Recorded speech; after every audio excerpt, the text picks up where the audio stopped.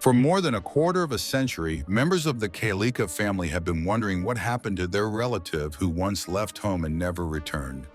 Investigators are also haunted by the fact that not a single suspect was detained in this case until the very end of her life.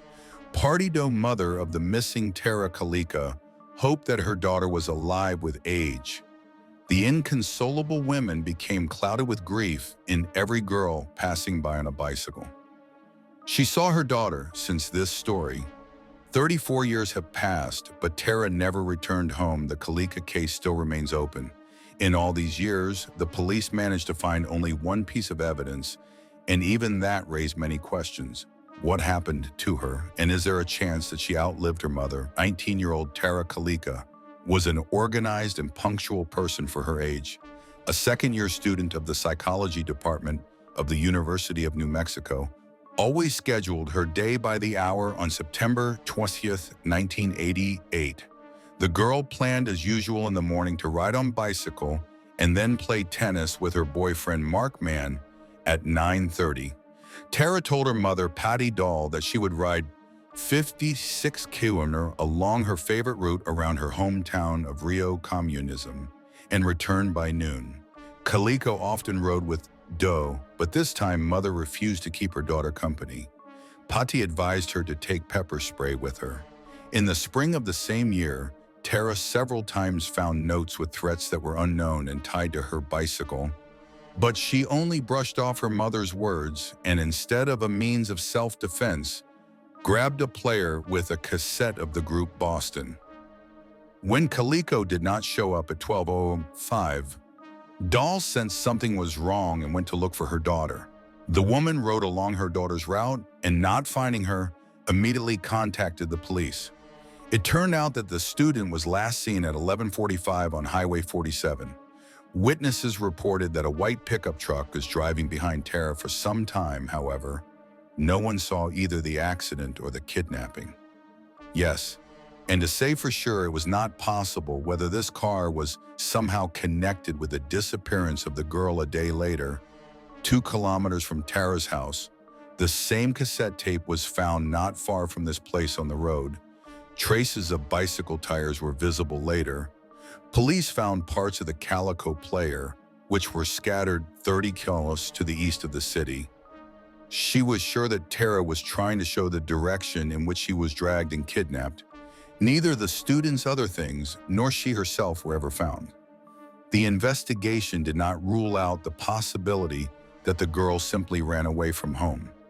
Some media reported that on June 15, 1989, a woman from the city of Port St. Joe in Florida saw a girl similar to Tara in the company of 2 men. The witness of the show carried out their orders. Who these people really were still remains a mystery.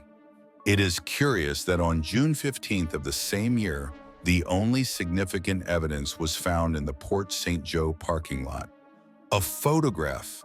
It is known that on that day, a white van was parked next to the find, in which a mustachioed man of about 30 was sitting. Whether the photo fell out of the car, no one could say, and the search for the car of its driver did not lead to anything in the photo taken with the camera of the people were depicted. A girl and a boy. Teenagers were lying on a blanket and pillows in a van with their mouths taped shut and their hands behind their back. Party identified her daughter by the scar on her leg, which Tara received as a result of a car accident. Several years earlier, Tara's sister Michelle was also convinced that the captive in the photo was her sister, but law enforcement agencies did not share their confidence. The FBI came to the conclusion that in the photo was not Calico, but another girl, at the same time employees of the British Scotland Yard. On the contrary, considered that it was Tara. Specialists from the Los Salam National Laboratory were not able to give a definitive answer at all. The thing is that in 1989, Calico should have turned 20 years old, and the girl in the photo looked at least 4 years younger. We continued to insist on her own, because next to the captive lay Calico's favorite book, My Tender Audrina Virginia Andrews. It is curious that the phone number was written on the cover of the work because some of the numbers were impossible to make out. There were 300 possible numbers, of which only 57 actually worked. but their check yielded nothing. Investigators who studied the photo wondered if this was a staged shot.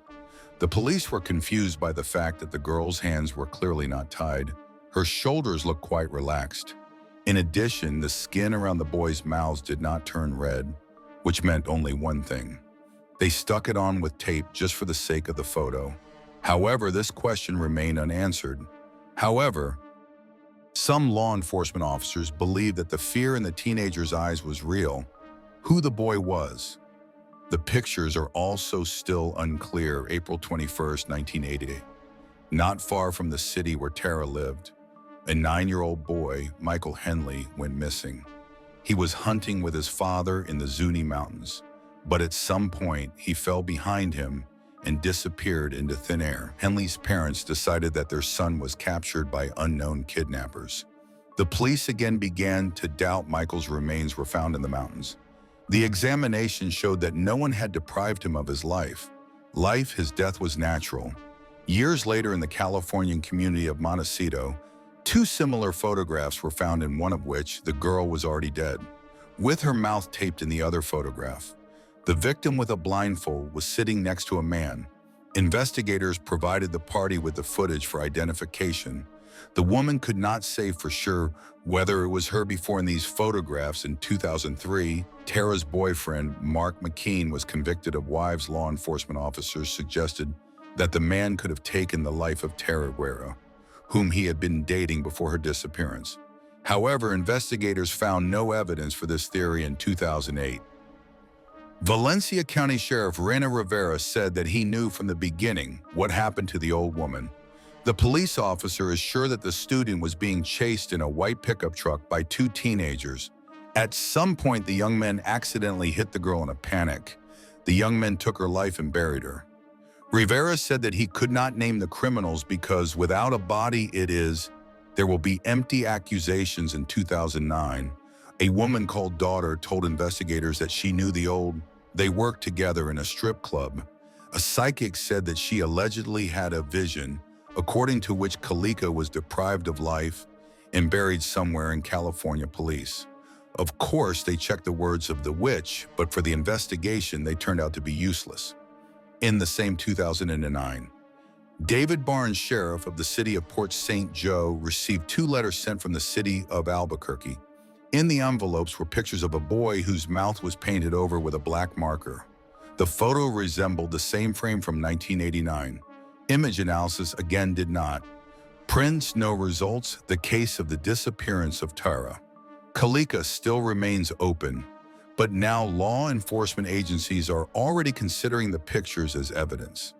Arriving in Florida with her husband, John, Petty Doyle died in 2006 from complications after several strokes.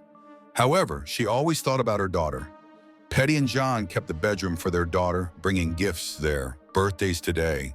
The culprit of the disappearance of Tara Calico is still shrouded in mystery. Will there be more clues? Will Tara be found? The disappearance of Tara Calico is the most mysterious case in the United States.